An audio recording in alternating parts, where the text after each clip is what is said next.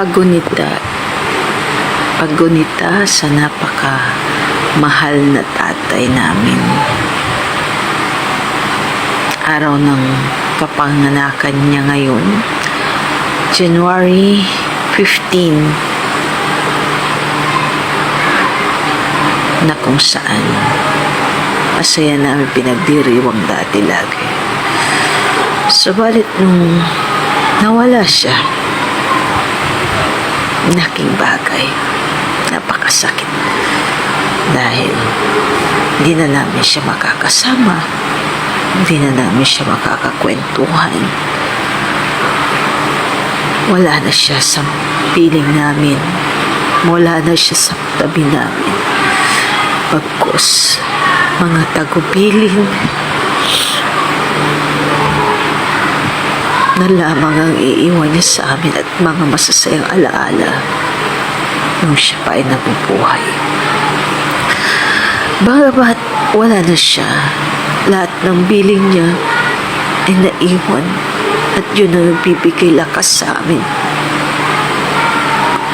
sa aming pamilya, lalo na sa aming magkakapatid, para gawin ang aming mga gampanin sa buhay na maging maayos ang aming buhay.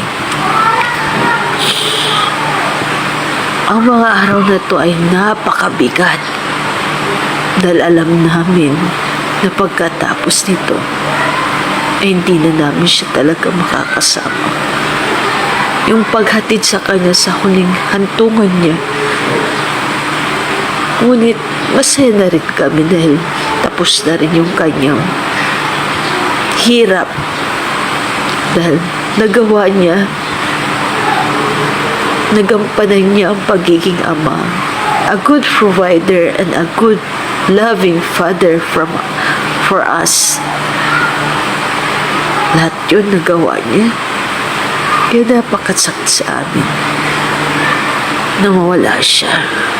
Gusto pa namin siyang manatili pero alam namin na hindi na niya kaya. Hirap na talaga siya. Kaya yung acceptance na tanggapin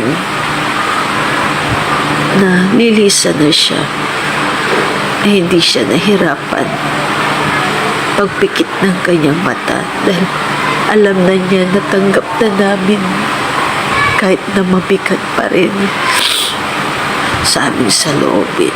Pero maswerte pa rin kami dahil sa kanya. At wala kami ngayon sa kung ano kami, kung hindi sa mga piling niya. Yung ligasiya niya na iniwan para sa amin. Thank you, tatay. Thank you sa lahat. Hanggang ngayon, talagang umiiyak pa rin ako kapag naalala ko siya. Dahil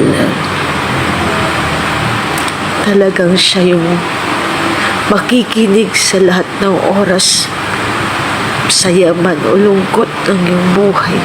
Nandiyan siya lagi. Ang pinaka strict pero mapagmahal na tatay namin. Hindi yun mababago kailanman. At thank you, tatay, sa lahat. Thank you, thank you. Thank you so much, tatay. We love you. Happy birthday!